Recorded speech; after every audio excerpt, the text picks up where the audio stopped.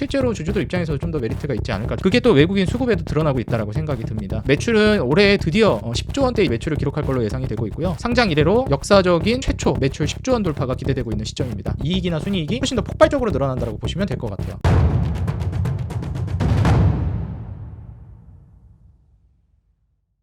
네, 반갑습니다. 주식장인 유튜브 구독자 여러분들, 주식장인입니다. 시장이 최근에 이제 많이 흔들리고 예탁금이 좀 많이 빠져나간 이후에 과연 이제 시장 상황에서 외국인들이 이제 어떤 종목들을 담았는지, 외국인들이 가장 큰 금액으로 이제 순매수한 종목들 알아보는 컨텐츠 진행하도록 하겠습니다. 이제 매주 이 컨텐츠는 좀 진행할 생각이고요. 아무래도 이제 여러분들에게 제가 이제 투자하는 방식에 대해서 관점을 여러분들과 공유하고, 제가 중요하게 보는 포인트들이 무엇인지 여러분들이 좀 공부가 됐으면 하는 마음에 이 컨텐츠는 좀 지속적으로 진행해 나가도록 하겠습니다. 그럼 이제 화면 보면서 같이 진행하도록 하겠고요. 외국인들이 이제 순매수한 그 상위 종목들부터 해가지고 금액 기준으로 따졌을 때, 물론 이제 시총 대비해서 많이 샀느냐 이것도 중요하겠는데, 외국인들 순매수가 일단 금액적으로 절대적으로 많이 돈이 들어간 곳이 또 섹터적으로도 그쪽으로 돈이 들어가고 있다라고도 볼 수 있거든요. 그래서 그런 측면으로 보면서 외국인들 순매수한 종목들 최상단부터 해서 제가 보기에도 괜찮아 보이는 종목들은 저의 좀 의견을 말씀드리고, 이거는 외국인들이 많이 매수했지만 제가 보는 관점에서는 이런 이유 때문에 조금 주의할 필요는 있겠다.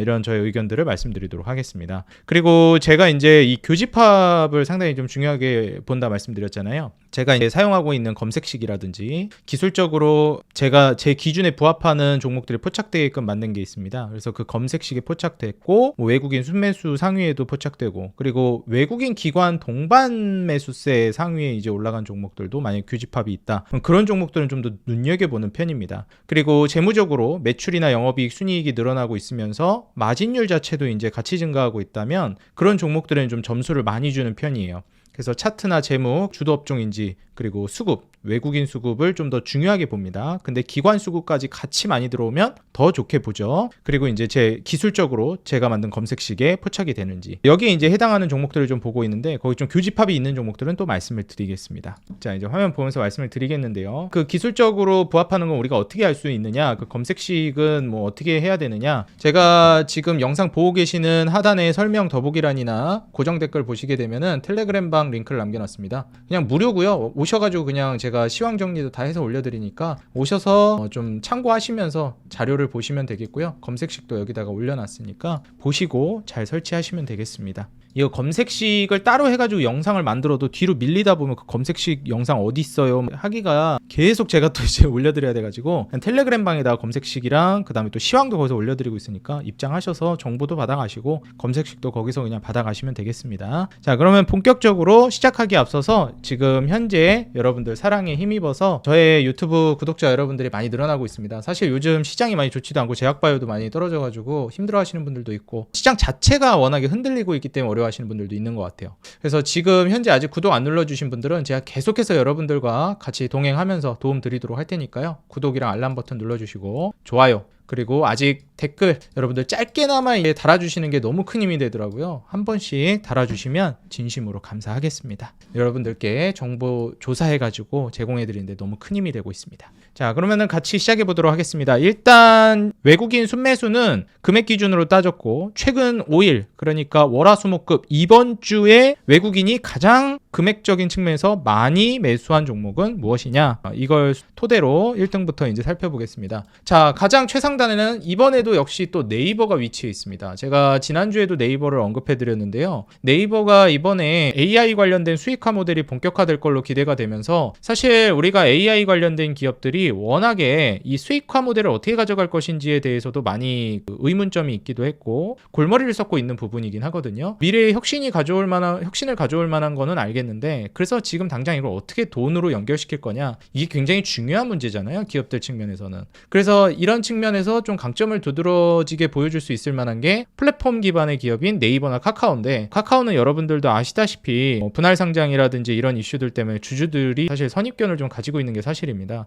그게 주가에도 드러나고 있고, 굳이 그런 종목을 볼 필요가 있을까? 네이버는 충실하게 분할도 잘 안 하고 쭉 이어오고 있기 때문에 네이버가 실제로 주주들 입장에서도 좀 더 메리트가 있지 않을까 저는 생각을 하고요. 그게 또 외국인 수급에도 드러나고 있다라고 생각이 듭니다. 매출은 올해 드디어 10조 원대 이제 매출을 기록할 걸로 예상이 되고 있고요. 상장 이래로 역사적인 최초 매출 10조 원 돌파가 기대되고 있는 시점입니다. 내년 내후년으로 가면서 이제 12조 원대까지도 성장이 전망이 되고 있어요. 그리고 영업이익 같은 경우에는 드디어 이제 내년 내후년으로 가면서 2조 5천억 정도까지 이제 올라갈 걸로 기대가 되고요. 순이익은 거의 2조 가량까지 증가할 걸로 전망이 되고 있습니다. 부채 비율도 50% 아래로 비교적 안정적이고요. 그리고 제가 마진율이라고 많이 말씀드리는 게 바로 이 영업이익률이랑 순이익률입니다. 이게 최소한 유지는 해주거나 매출이 올라가고 있을 때 이게 유지를 해주고 있으면 영업이익이나 순이익도 자동적으로 증가합니다. 근데 심지어 이게 영업이익률이나 순이익률이 유지가 아니라 심지어 증가까지 한다? 그러면 이제 이건 마진율까지 증가하기 때문에 매출 대비 이익 비율 자체가 상당히 높아지고 있는 거라 이익이나 순이익이 훨씬 더 폭발적으로 늘어난다고 보시면 될 것 같아요. 그래서 성장 속도가 빨라진다. 영업이익률과 순이익률이 올라가게 되면. 사실 매출이 많이 증가하는 것도 중요하지만 저는 매출은 적당히 증가하고 마진율이 훨씬 더 많이 증가하는 게 훨씬 더 안정감 있고 속도감 있는 비즈니스 모델이라고 보고 있어요. 그래서 이 마진율 자체를 매출 늘어나는 것만큼이나 어쩌면 더 중요하게 보는 지표거든요. 그래서 이 마진율이 최소한 유지는 해주거나 증가 전망이 나와줘야 한다. 이렇게 말씀을 드리면서요. 사실 이전에 계속 마진율 자체가 줄어들고 있었습니다. 뭐 26%대까지 찍었다가 15%대까지 다운되고 뭐 9% 10% 정도까지 순이익률은 떨어졌어요. 근데 올해부터 이제 회복이 전망되고 이게 유지해주거나 증가할 걸로 기대되고 있는 시점입니다. 그래서 사실 이 정도 시점에서는 고점 대비해가지고 네이버가 많이 떨어진 것도 있고요. 2021년도에 워낙에 이제 고점을 찍었으니까. 그리고 우수수 무너졌다가 바닥권에서 이제 거래량 한번 터지고 그리고 나서는 이제 주봉상 120선 돌파를 못하고 있었는데 여기에서 이제 이 매물대 23만 원 정도 가격대를 뚫어주느냐 못 뚫어주느냐가 저는 중요하다라고 보고 있고 1차적으로는 지금 요 회색선 이거 내려오고 있는 거 요게 이제 120선이거든요. 여기 지금 저항 맞고 있잖아요.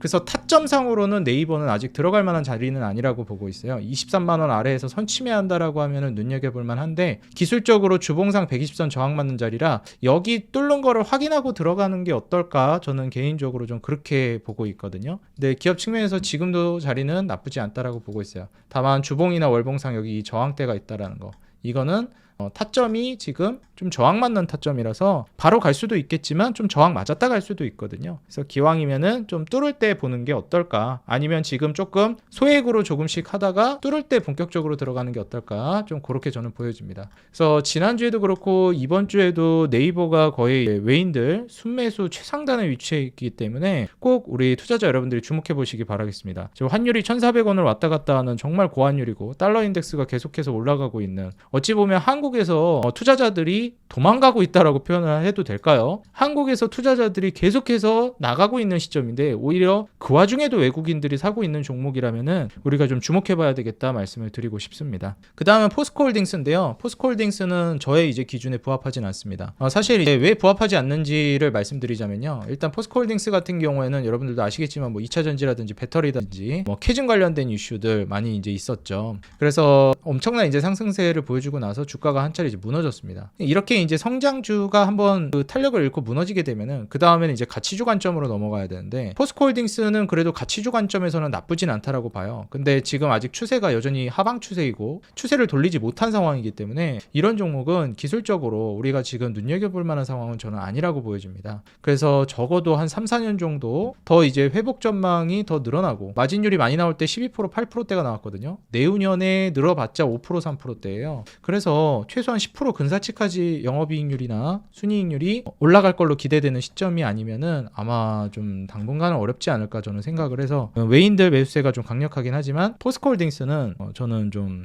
패스하는 게 좋을 것 같다 이렇게 좀 보여집니다. 그리고 우리금융지주 사실 우리금융지주 같은 경우에 지금 밸류업 프로그램이라든지 뭐 한국 시장이 워낙에 좀 어렵다 보니까 그리고 또 이제 트럼프 정권 하에서도 그렇고요. 그래서 이런 부분들을 좀 고려했을 때 안전주 개념으로 우리금융지주를 보고 있는 게 아닌가 생각이 듭니다. 실제로 지금 매물대 돌파가 이제 나올 걸로 또 기대되는 자리이기도 하고요. 뭐 매출이나 영업이익이나 순이익은 전반적으로 증가 전망입니다. 그리고 마진율 자체도 상당히 이제 증가하고 있는 양상이기 때문에 저평가는 말할 것도 없고요. 그래서 우리금융지주는 당분간 주가 상향을 좀 노려볼 수 있을 만한 대표 종목 중에 하나라고 보고 있어요. 물론 이제 제가 이전에 말씀드렸듯이 저는 KB금융이 거의 대장주 역할을 할 거라고 보고 있습니다. 그래서 KB금융이나 뭐 우리금융지주나 하나금융지주, 우리 이제 제일금융권 있죠? 이런 종목들이 다 같이 한 카테고리로 하나로 묶여서 움직일 텐데 KB금융, 국민은행 이쪽이 1번 대장주로 보고 있고 우리금융지주라든지 이런 쪽이 그 다음으로 움직임이 나올 걸로 보고 있습니다. 외인들 순매수세가 상당히 또 강력했기 때문에 저는 엄청 좋다라기보다는 무난하다. 투자 안 할 이유까지는 없다. 저는 이렇게 보고 있습니다. 우리금융지주는.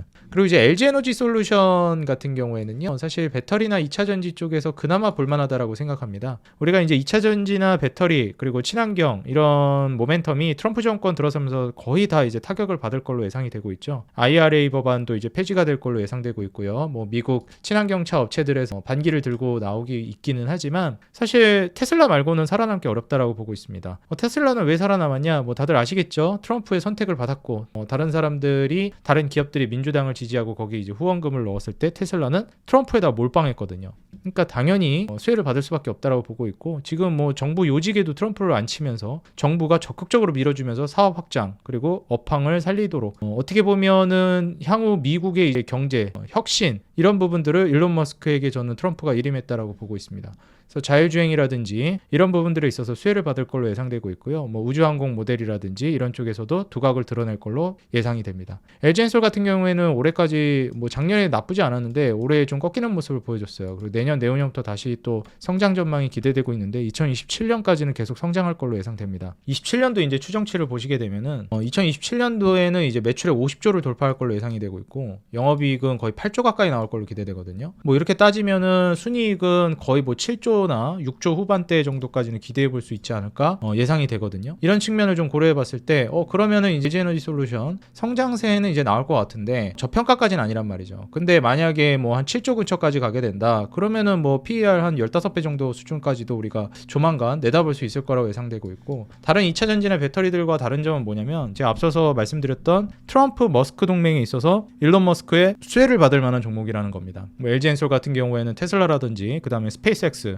여기에 이제 들어가는 배터리들을 공급하고 실제로 거기에 이제 계약을 따내고 있는 상황이기 때문에 LG엔솔은 다른 친환경 배터리, 전기차 이런 쪽이랑은 좀 결을 달리해서 봐야 된다고 생각합니다. 그래서 제가 이전부터 영상에서 몇 번이나 언급했는데 제가 2차 전지나 배터리는 가급적 안 보시는 게 좋겠다. 굳이 볼 거면 그냥 LG엔솔을 보는 이거 하나밖에 나는 안 좋아 보인다. 딴 거는 잘 모르겠다. LG엔솔이 그나마 투자한다면 그나마 얘가 나아 보인다. 제일 나아 보인다. 반도체도 가급적이면 안 해야 하는 게 좋을 것 같고 왜냐면은 제가 증시 사이클 상에서 1단계, 2단계, 3단계를 넘어가면서 1단계의 반도체 사이클은 이미 AI 붐을 타고 한 차례 겪었기 때문에 제약바이오나 이제 중후장대 산업들을 보는 게 낫지 반도체를 보는 거는 이미 한 번 정도 파동이 넘어갔다라고 제가 말씀을 드렸고 그렇기 때문에 굳이 본다면 SK하이닉스 정도라고 말씀드렸습니다. 이번에 삼성전자가 또 자사주 매입한다라고 하면서 소강 얘기도 나오고 정말 주가가 많이 반등했잖아요. 많이 반등했다고 해야 될지 모르겠는데 여기서 추가적인 상승이 나와줄지는 좀 더 지켜봐야 될 것 같고요. 아직까지는 좀 애매하다라는 생각입니다. 저는. 그리고 여태 떨어진 거 생각하면은 한 7만 원대는 지지해줬어야 되거든요. SK하이닉스 생각하면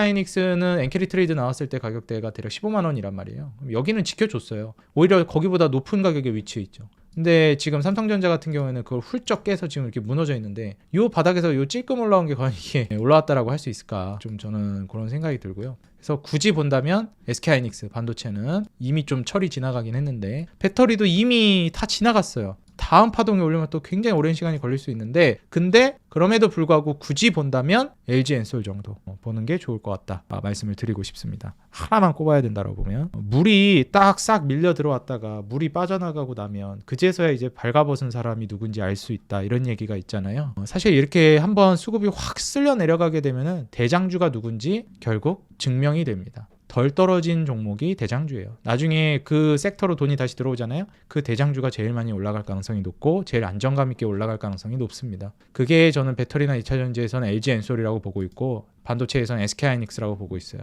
이런 관점으로 보시면 좋을 것 같습니다. 자, 그 다음으로 이제 순매수세가 많이 들어온 게 바로 리가켄바이오예요. 자, 제약바이오가 정말 이제 또 안 좋은 일을 많이 겪었습니다. 여러분들도 아시다시피 로버트 케네디 주니어 이번에 보건복지부 장관으로 이제 또 임명되면서 말이 정말 많았죠. 그래서 미국에서도 야 이거 진짜 제약바이오의 재앙이다 이런 평가까지 받고 있는데 제가 거듭 말씀드렸습니다. 그 사람이 영향을 준 것도 무시할 수는 없지만 제일 근본적인 이유는 결국 기준금리 인하에 브레이크가 걸린 게 제일 크다. 근데 만약에 기준금리 인하의 브레이크가 다시 풀리고 연준의 언급이라든지 스탠스가 조금 완화적으로 바뀌게 되면 제약바이오 섹터는 다시 순식간에 치고 올라갈 거다. 그래서 지금 당장이야 뭐 분위기가 냉랭해졌지만 아마 연준의 스탠스가 바뀌면은 금세 또 올라갈 거다. 이제 언제 또 스탠스가 바뀔지는 제가 뭐 신이 아니기 때문에 그것까지는 모르겠지만 장기적인 모멘텀상 불경기가 아직 해결된 게 아니기 때문에 저는 다시 한번 인플레이션이라든지 이런 것들을 고려할 때 기준금리를 올리지 못할 거고, 여기에 맞춰가지고 과연 어떤 양상으로 갈지에 대해서는 기준금리 인하는 다시 시작될 거라고 보고 있습니다. 사이클이 좀 오래 걸릴지 몰라도. 그래서 지금 나스닥 생명공학 지수 같은 경우에도 올해 11월 들어서면서 이제 완전히 무너지는 모습을 보여줬어요. 그러면서 이렇게 빠졌죠. 최근에 이제 다시 반등이 나오고 있는데 이게 추세를 다시 돌리면서 살아났다? 이렇게 평가할 만한 단계는 아직 아니라고 보여집니다. 그래서 제가 제약바이오 뭐 좋은 거 이제 가지고 있는 거는 굳이 매도할 필요 없겠지만 추가 매수나 신규 매수는 하지 않는 게 좋겠다 말씀을 드리고 있습니다. 언제까지? 연준의 스탠스가 완화, 비둘기적으로 바뀔 때까지는 기다리는 게 좋겠다 말씀을 드립니다. 실제로 지수, 이 제약바이오 지수 자체도 그다지 회복하지를 못하고 있는 상황이고요. 근데 이제 그런 와중에서 우리가 단순히 그냥 무시를 하고 넘어가는 게 아니라 이렇게 빠질 때 외국인이 쓸어담고 있다? 그런 종목은 좀 눈여겨는 봐야 됩니다. 지금 리가켄바이오 같은 경우에는 사실 앞서서 말씀드렸던 절대적인 금액 측면에서 봤을 때 네이버는 시총이 30조였고 포스코홀딩스는 25조, 우리금융지주는 12조, 이렇게 시총이 높아요. LG엔솔 같은 경우에는 95조 정도 되는 시가총액입니다. 그러니까 다 수십조 단위의 종목들이니까 순매수세가 들어와도 그 절대적인 금액이 높아요. 근데 리가켄바이오는 시총이 5조도 안 됩니다. 지금 이렇게 고점인데 뭐 빠졌지만 그 여전히 고점이잖아요. 근데도 시총이 3조 5천억 정도 됩니다. 근데 외국인 순매수 최상단 탑5에 지금 랭크가 됐다라는 거예요.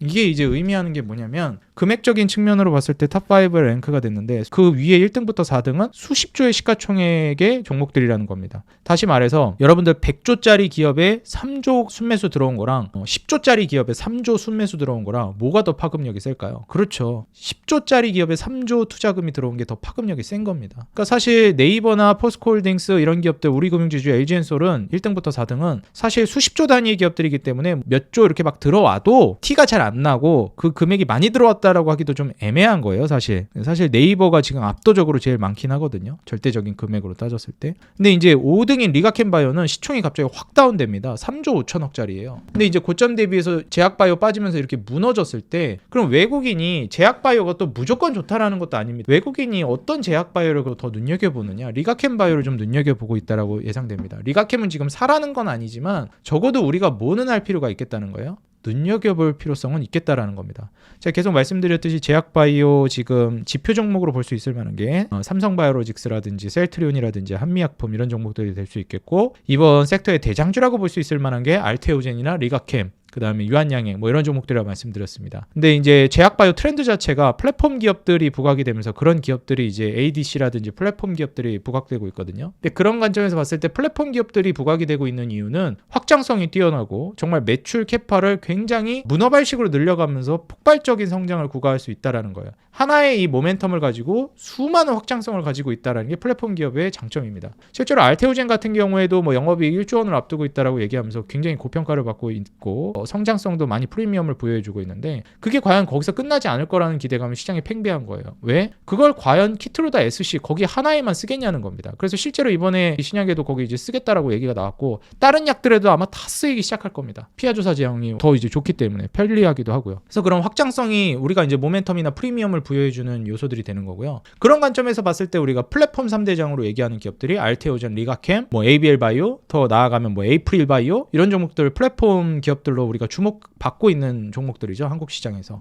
그 중에서도 이제 알테오젠과 리가켄 바이오가 뭐 플랫폼 기업으로는 거의 이제 장군멍군하는 탑2라고 보시면 되겠습니다. 그래서 이제 리가켄 바이오 같은 경우에는 이제 주가가 좀 빠지고 있는 양상인데 지금 최근 이제 5거래일 동안 사실 여기 월요일부터 해서 외국인 순매수 탑5에 랭크됐다. 그래서 우리가 주목해봐야 될 만한 부분은 떨어지고 있을 때 이 하락하는 주가에서 외국인들이 쓸어 담았다는 거고, 그리고 시총 대비해서 많은 금액을 담았다라는 거, 이걸 좀 주목해보는 게 좋을 것 같아요. 아직 추세를 돌린 게 아니기 때문에 이걸 뭐 사야 된다 그런 관점까지는 아닌데 관심 종목에는 저는 꼭 여러분들이 넣어두시고 계속해서 모니터링하면서 예의주시하시기 바라겠다 말씀드리겠습니다. 자, 그 다음에 현대로템인데 현대로템은 이제 시총이 한 7조 정도 됩니다. 현대로템은 이제 저는 뭐 투자하기엔 너무 많이 올라갔다고 생각해요. 방산 쪽은. 그래서 현대로템은 제가 이거 소개시켜 드렸을 때가 이제 막 고점을 뚫냐 마냐 4만원대 4만원 초반 이럴 때 소개해 드렸거든요. 근데 이제 주가가 너무 많이 올라갔어요. 6만 5천 이렇게 날라갔고, 이 방산에 있어서 대장은 현대로템 말고도 뭐 하나에어로스페이스라든지 그 다음에 뭐 LIG 넥스원이라든지 이런 종목들이 있는데, 사실 더 갈 가능성은 있다라고는 생각은 하지만 이거를 신규로 들어간다? 그런 관점에서 봤을 때는 좀 이제 많이 가고 있다라고 저는 생각을 합니다. 더 갈 수는 있겠는데 신규로 들어가기엔 이제 좀 별로라고 생각해요. 그중에 현대로템도 포함이 된다고 생각합니다. 제가 이제 이게 이 세 개 종목들이 다 너무 많이 올라갔기 때문에 한국항공우주를 많이 말씀을 드렸잖아요. 근데 최근에 이제 눌림 줬더라고요. 그래서 지금 본다라고 하면 오히려 우주항공이라든지 방산 쪽에서 봤을 때 한국항공우주가 그나마 저는 신규로 본다라고 하면은 이 종목이 나쁘지 않은 것 같다 생각을 하고 있습니다. 그 다음으로 이제 기아인데, 기아도 제가 현대차 말씀드릴 때도 말씀을 드렸는데, 저는 이제 자동차는 서서히 투자해볼 만하다고 생각하는 시점입니다. 뭐 현대차나 기아뿐만이 아니라 현대글로비스나 현대모비스 같은 경우에는 이제 순환출자 구조 안에서 자사주 매입이 적극적으로 들어올 만한 섹터고, 현대차 그룹 내에서 이제 수혜를 볼 만한 대표 종목이라 그런 쪽으로 좀 더 집중을 해보시는 게 좋겠어요. 근데 어찌됐건 현대차 그룹 쪽에 지금 수급이 많이 들어오고 있어요. 지금 현대모비스도 상단에 위치해 있거든요. 외국인 수급. 그래서 현대모비스라든지 기아라든지 이런 종목들로 지금 수급이 들어오고 있는 거를 따져봤을 때, 이제 서서히 이제는 자동차 쪽으로 수급이 들어올 것이다. 제가 말씀드렸던 3단계 중후장대 산업들, 경기민감업종, 조선, 자동차, 뭐 건설 이런 쪽, 인프라 이런 쪽으로 돈이 이제 계속 들어올 겁니다. 그리고 주인공이 될 거예요, 시장에서. 이거를 이제 염두에 두시기 바라겠습니다. 자, 그다음 KB금융인데, 이거는 뭐 아까 말씀드렸죠? 우리금융지주 설명드릴 때 같이 보시면 되겠습니다. 묶어서. 지금 이런 우리금융지주나 KB금융이 외국인이 가장 많이 매수한 금융지주사, 금융주라고 보시면 되겠습니다. 자, 그다음에 이제 에이프릴바이오예요. 에이프릴바이오는 지금 추세가 완전히 깨졌거든요. 근데 제가 말씀드렸듯이 에이프릴바이오도 정말 좋은데, 역시 대장은 리가켄바이오거든요. 그래서 저라면은 굳이 투자를 고려한다라고 하면 플랫폼 기업 중에서 리가켄, 뭐 알테오젠이랑 뭐 리가캠이나 ABL, 에이프릴 이쪽은 또 결이 살짝씩 다르거든요. 뭐 기업이 다 똑같을 수는 없으니까 결이 살짝씩 또 다르기는 한데, 저는 이제 에이프릴을 볼 바에는 ABL을 본다라는 생각도 조금 있고, ABL보다는 이제 리가캠이 대장이라고 저는 보기 때문에, 물론 이제 종목이 뭐 기업이 뭐가 더 낫다라고 딱 칼로 딱 재단해가지고 썰어서 얘기할 수는 없겠지만, 오리온이라는 뒷배가 온 것도 저는 굉장히 크게 점수를 주고 싶고, 가장 또 앞서 나가고 있는 플랫폼 기업 중에 하나라고 생각하거든요.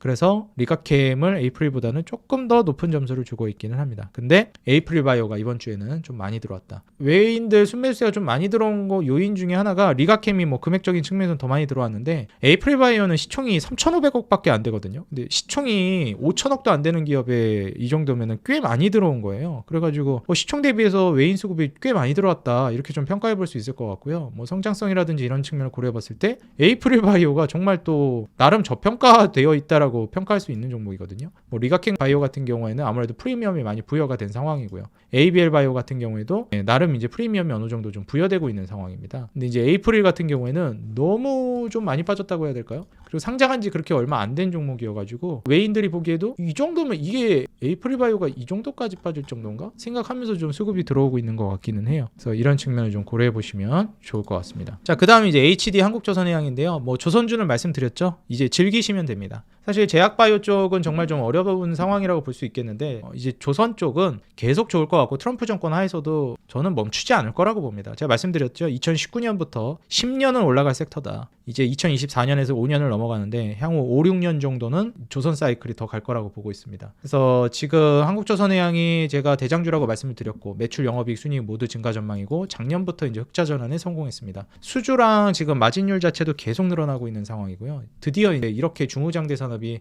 영업이익률이 두 자릿수를 기록할 걸로 기대되고 있습니다. 27년도까지는 성장은 일단 거의 수주 따낸 거 생각하면은 거의 잡혀 있다라고 생각하시면 돼요. 매출액이 이제 26년도 31조가 추정되는데 35조까지 27년도 증가 전망이고, 영업이익은 거의 5조까지 올라갈 걸로 예상됩니다. 한 4조 정도까지는 순이익이 늘어나지 않을까 기대가 되고 있는 상황이에요. 그러면은 뭐 10배 프리미엄만 부여해도 40조고 5배만 부여해도 20조입니다. 지금 한국조선해양이 14조니까 뭐 나쁘지 않다라고 저는 생각을 하고요. 충분히 고점 돌파 나올 수 있다라고 보고 있고, 대장주라서. 이런 이제 완성 조선 업체들도 있지만 뭐 현대중공업도 추세 좋죠. 마린솔루션 최근에 좀 조정 나왔지만 저는 오히려 이런 거 땡큐라고 생각하면서 보셔야 된다고 생각합니다. 하나오션이나 삼성중공업도 최근에 흐름이 좋고요. 다 올라갈 거라고 봅니다. 저는 얘네. 다만 현대중공업이나 한국조선해양, 마린솔루션을 더 좋게 볼 뿐이지 하나오션은 군함이라는 키워드로 또 수혜를 많이 볼 거라고 생각하고 있어요. 삼성중공업은 이제 전통 에너지 차원에서 트럼프 정권에서 수혜를 받을 건데 해양 플랜트 사업에서는 전 세계에서 삼성중공업이 따봉이거든요. 그런 측면에서 봤을 때 삼성중공업의 수혜도 기대해 볼 수 있겠다.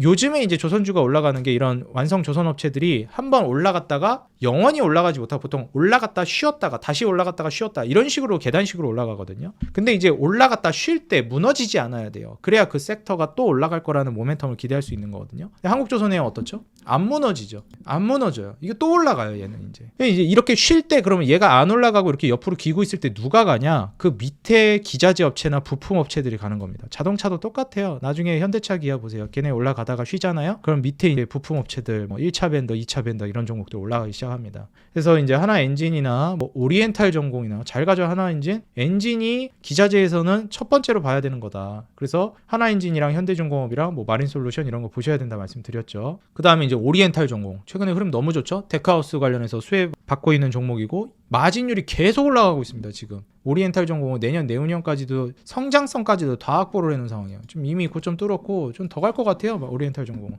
그 다음에 세진중공업 마찬가지죠. 기자재 쪽에서 이제 뚫고 다시 올라오고 있습니다. 그러면서 지금 또 움직임이 나오고 있는 게 LNG 추진선 하면은 친환경 선박에서 제일 또 중요한 기자재 중에 하나가 본행제거든요. 그래서 지금 동성화인텍 주가가 다시금 또 치고 올라가고 있고요. 제가 이제 조선주들 많이 말씀드릴 때 완성조선 업체도 많이 말씀드렸지만 이런 기자재들 본행제 카테고리에서 한국카본 동성화인텍 계속 제가 노래를 불렀고 피팅 3사 태광 성강밴드 하이로코리아 계속 얘기했습니다. 그래서 한국카본, 동성화인텍 흐름 뭐 나쁘지 않은 상황이고 동성화인텍이 좀 더 세다고 보여져요. 과거에는 한국카본이 좀 더 셌는데 이번 파동에서는 동성화인텍이 더 센 걸로 보여집니다. 그리고 피팅 3사 태광, 성강밴드, 하이로코리아. 사실 여기서 태광이 제일 좀 뒤처지는 것 같고 하이로코리아가 중간, 그리고 성강밴드가 제일 탄력적으로 가고 있는 거를 확인하실 수 있는데 어차피 저는 다 간다고 봅니다. 그래서 그런 관점에서 봤을 때는 하위 업체들로 온기가 확산되고 있는 시점이다. 그래서 조선은 또 한 번 칠 것이다. 그렇게 보고 있고요. 지금 외인 수급이 한국조선해양 상당히 담고 있다. 파는 사람이 없는 상황에서 담고 있다라고 보여져요. 왜냐면 차트가 안 뭉개지고 계속 고점 돌파를 시도하고 있기 때문에. 그 다음이 현대모비스입니다. 외인들 수급. 그 다음으로 많이 들어온 게 현대모비스인데 현대모비스는 아시겠지만 이제 현대모비스의 경우에는 이 순환출자 구조 계속 말씀드렸고 1차 밴더로서 현대차 그룹에서 수혜를 볼 걸로 기대되고 27년도까지는 무난하게 매출 영업이익 순위 계속 늘어날 걸로 기대돼요. PER 5배 이하고 지속적인 매출 영업이익 순위 외형 확장을 가져가면서 부채 비율도 40% 정도 50% 아래고 여기서 이제 마진율이 5%대 7%대 순이익률로 이제 증가 전망입니다. 그래서 지금 이제 어찌 보면 저는 횡보하고 있다라고 보고 있거든요. 박스권에서 추가적인 이제 돌파가 나올 걸로 기대되는 종목 중에 하나라 현대모비스는 매우 이제 긍정적으로 보고 있습니다. 그 다음이 한전인데 한전은 제가 굉장히 좋게 보는 게 기술적으로도 고점 대비 많이 무너졌다가 올라가고 있기도 하고요. 그 다음에 매출이나 마진율, 영업이익, 순이익이 늘어나고 있습니다. 이 관점에서 9%대 원래 이제 마이너스였거든요. 9%대 그리고 13%대, 뭐 7%대까지 영업이익률과 순이익률이 증가 전망입니다. 이게 제가 이제 총선이 끝나면 혹은 선거가 끝나면 밀린 영수증이 납부된다 이런 얘기들을 드린 적이 있는데요. 선거가 있기 전에는 공공요금 같은 거 잘 안 올립니다. 왜냐면은 여론이 좋아지지 않기 때문에. 그래서 선거가 끝나면 공공요금들을 인상하거든요. 근데 한전뿐만이 아니라 공기관들이 에너지 관련된 사업하는 쪽들이 적자가 어마무시했어요. 그래서 올리긴 해야 된다 말은 많았는데 계속 이제 어떤 거예요? 정부 차원에서 다음 정권에다가 그냥 떠넘기기 인상하긴 해야 되는데 못하고 있었던 거예요. 여론이 안 좋아지니까. 이번에 얼마 전이라고 할 순 없죠. 총선이 끝나고 나서 이제 영수증이 납부되면서 요금이 본격적으로 인상되기 시작했습니다. 그러면서 지급 부채라든지 채무 이런 것들이 계속해서 개선이 되고 있고 그래서 재무구조 개선을 통해서 공기업은 살려야죠. 연금 들어가 있는 게 얼만데. 그래서 여기서 이제 이익이 나올 것이고 이 배당 성향 자체도 굉장히 이제 높게 나올 것으로 기대가 되고 있는 종목이라서 이제 한전 같은 경우에는 저는 지속적으로 움직임이 나올 거로 보고 있습니다. 그런 관점에서 외인기관 수급이 고르게 이제 들어오고 있는 종목 중에 하나라고 보시면 될 것 같아요. 그 다음 효성중공업인데 변압기나 이제 전력 인프라 쪽에서 미국에 이제 아무래도 수혜를 많이 받을 걸로 기대가 되고 있긴 해요. 근데 저는 개인적으로 효성중공업이나 이제 HD 현대일렉트릭은 조금 투자하기가 좀 무서운 단계로 들어서지 않았나. HD 현대일렉이 그리고 효성중공업보다 더 낫다고 보고요. 그렇게 보고 있어서 굳이 볼 거면 HD 현대일렉이나 아니면은 차라리 조금 더 모험심을 가지고 좀 더 공격적인 베팅을 통해서 산일전기를 보든가 이게 좀 더 낫지 않나 저는 생각을 합니다. 그 다음 하이브인데 하이브는 좋게는 보거든요. 저는 하이브는 투자해볼 만한 것 같아요. 이전에도 제가 하이브 엔터사 중에서 가장 좋게 봤고 이번에 미니진 사태라든지 이번에 그 뉴진스 뭐 이런 사태들도 많이 있었잖아요. 이미 그 사태들은 주가에 다 반영이 됐고 이 비즈니스 구조 자체는 저는 문제가 없다고 생각해요. 하이브에 있어서 오히려 굉장히 유리한 구조, 현명하다라고 생각합니다. 또 방시혁 이분 똑똑하잖아요. 얼마 전에 BJ분이랑 사진 찍고 주가 신경 안 쓰고 뭐하냐 이런 얘기도 있고 그랬는데 저는 하이브 기업 자체는 좀 매우 긍정적으로 보는 편입니다. 그래서 오히려 제가 엔터주는 굉장히 좋아하지 않거든요. 왜냐하면 엔터주는 그러니까 언론 노출이 너무 많이 되고요. 그 아티스트들이 너무 언론의 공격도 많이 받아요. 그리고 그 아티스트들의 사건 사고에 의해서 주가가 너무 휘청거립니다. 그리고 실제로 실적에 너무 많이 영향을 주고요. 근데 그 아티스트들이 이게 제가 딱 재단에서 말씀드리지 않을게요. 아직 어려요. 어리다라는 건 절대적인 숫자로 보더라도 성숙하다고 보기가 어렵습니다. 물론 성숙에 있어서 나이가 전부는 아니다 얘기는 하지만 절대적으로 봤을 때 여러분들 14살짜리가 성숙하겠어요. 54살이 성숙하겠어요. 안 그렇습니까 여러분들? 근데 기업의 중요 책임을 다하고 기업의 실적에 엄청난 영향권을 가지고 있는 사람들은 다른 기업들은 이런 어느 정도 연배가 있고 그래도 이제 뭔가를 한 사람들인데 사실 이제 엔터 기업들 같은 경우에는 너무 어린 친구들의 어떤 사고나 이제 루머에 의해서 주가가 너무 휘청거린다. 그래서 그런 부분에 있어서 저는 엔터 기업에 투자하는 거를 제 개인 선호상으로 별로 좋아하지 않습니다. 근데 그 리스크를 어느 정도 저는 해지했다라고 보는 기업이 하이브예요. 얘네가 이제 멀티레이블 체제를 구축하고 가잖아요. 사실 이번에 미니진 씨랑 하이브랑 이렇게 얘기가 나왔던 것도 하이브 산하 레이블의 하나에서 얘기가 나온 거죠. 그 다른 레이블에서 돈을 벌면 되는 거예요. 거기서 문제가 터져도. 그래서 저는 이런 측면이 오히려 이번 기회가 지나가고 나면 하이브의 비즈니스 모델이 이런 사건 사고가 터져도 견고하게 매출을 내는 구조로 갈 수 있는 장기적인 모멘텀을 내다볼 수 있겠다. 이런 식으로 주주들이 조금 시선이 바뀌는 계기가 되지 않을까 엔터주에 대해서 거기까지 저는 내다봤거든요. 그래서 아직 뭐 공격적으로 투자한다 이런 것까지는 몰라도 저는 하이브의 전망은 나쁘지 않게 보고 있고 엔터주 중에서는 그나마 저는 하이브를 가장 좋게 보고 있는 종목 중에 하나입니다. 그 전에 하이브 상장하기 전에 JYP 엔터를 가장 좋게 봤어요. 왜냐하면 제가 그 어린 아티스트들에 의해서 사건 사고에 의해서 주가가 너무 휘청인다라는 얘기를 방금 말씀드렸는데 그 PD라고 부르나요? 그 박진영 씨가 아무래도 아이돌들 인성교육이라든지 이런 것들 뭐 성교육이라든지 이런 것들도 막 열심히 시키는 걸 보면서 저기는 그래도 진짜 아티스트를 위한 거겠죠. 그것도 있고 실제로 주주들을 보호하기 위해서 아티스트들에게 그런 교육들을 하는구나라고 저는 또 느끼기도 했어요.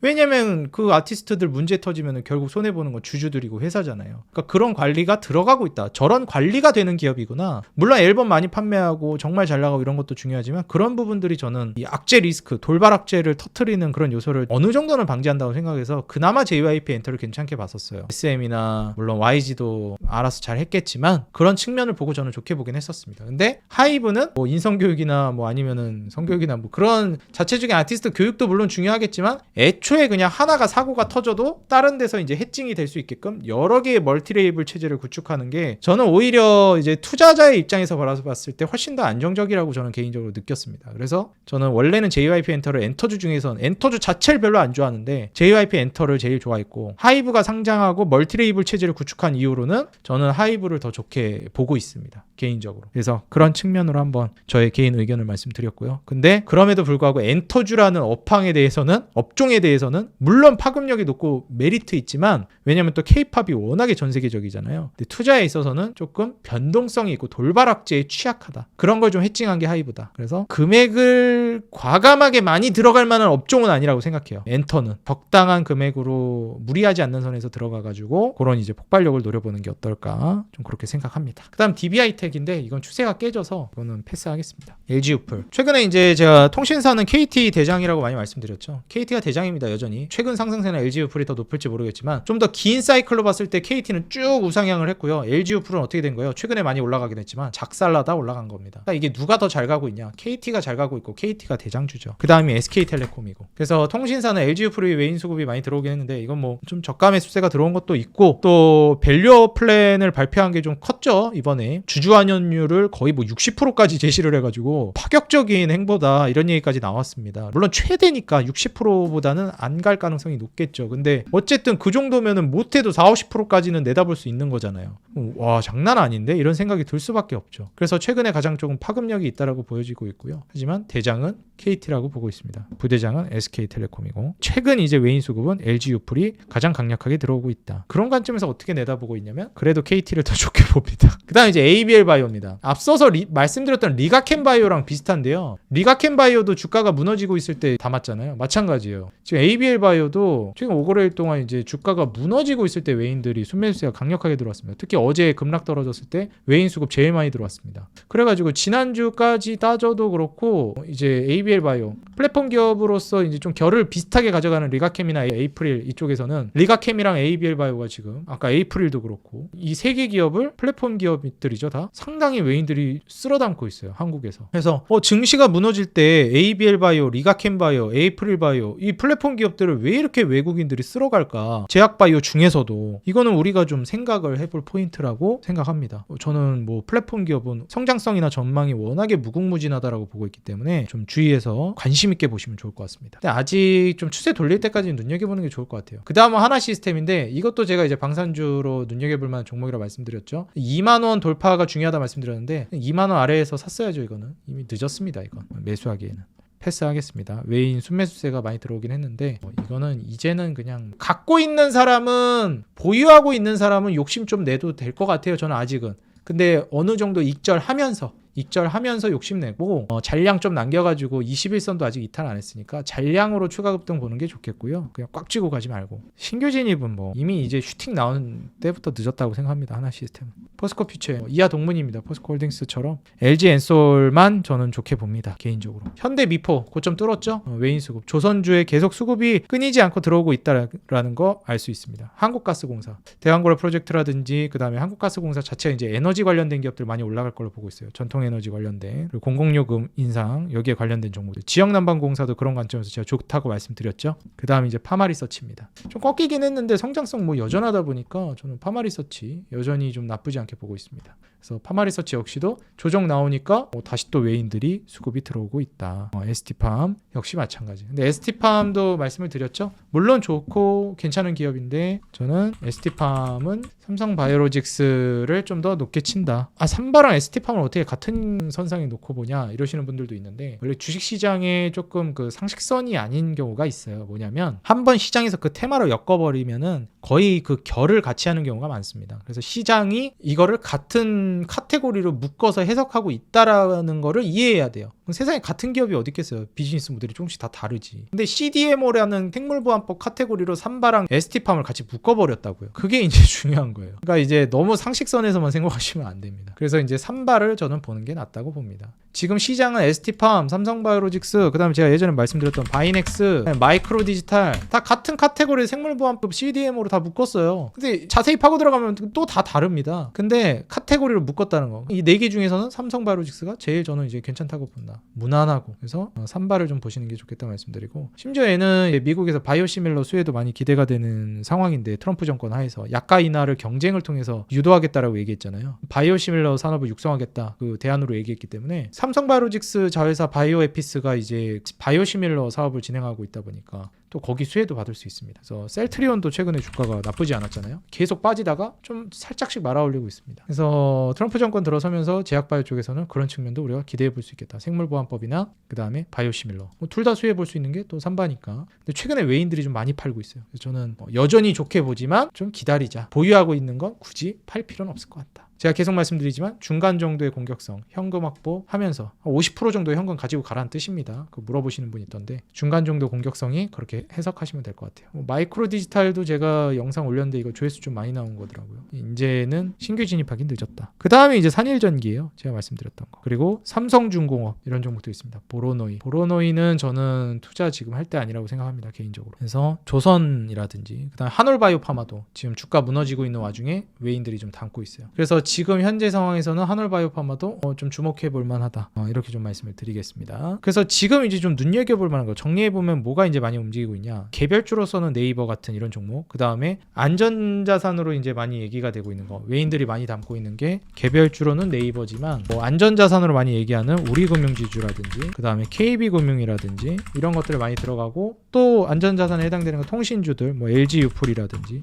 그 다음에 아까 말씀드렸던 KT, SK텔레콤 이런 것들이죠. 지금 외인 수급 상단에 있었던 건 LG유풀이고, 그 다음에 이제 조선주에 많이 들어오고 있다. 외인 수급이 이렇게 볼 수 있겠고, 제약바이오는 딱 눈에 보이는 게 있죠. 리가캠, ABL, 그 다음에 에이프릴 이런 플랫폼 기업들을 많이 좀 들어가고 있구나. 추가로 의료비트 쪽에 파마리서치나 이런 것들도 있고, 이런 쪽으로 좀 들어오고 있구나 보실 수 있겠습니다. 그 다음에 좀 눈여겨볼 만한 게 이제 한전이라든지 이런 것들처럼 가스공사라든지 이런 이제 에너지 관련된 종목들도 좀 움직임이 나오는구나, 이런 식으로 볼 수 있겠습니다. 그래서 중후장대 산업도 좀 안전자산 쪽으로 돈이 들어가는 것도 있고, 많이 빠지고 있다 보니까 제약바이오가 그 중에서도 이럴 때 빠질 때 담아야 되겠다 하고 있는 섹터, 제약바이오도 종류가 되게 많잖아요. 바이오시밀러, CDA, 플랫폼, 그 중에서도 플랫폼을 담고 있다. 빠질 때 지금 외인들이 이걸 집중하시면 될 것 같아요. 배터리 쪽에서는 LG엔솔이 저는 가장 대표적으로 보고 있고, 엔터는 아까 말씀드렸듯이 하이브, 그리고 변압기 송전 이런 쪽에 있어서는 말씀드렸듯이 산일전기나. 근데 이게 좀 위험하다고 봅니다. 산일전기는 전 개인적으로. 근데 위험을 감수해봄직하다고 봅니다. 그래서 이런 결로서 지금 외인들 수급이 많이 들어오고 있다는 거 한번 여러분들이 참고해 보시면 좋을 것 같고요. 이 외인 수급이 어떤 종목에 들어오는 거를 보는 것도 있지만, 이런 종목 이런 종목에 들어오네, 이런 섹터로 들어오고 있구나, 이걸 이해해야 돼요. 조선 또 자동차도 들어오고 있죠. 아까 말씀드렸듯이 현대모비스라든지 기아라든지, 지난주엔 또 현대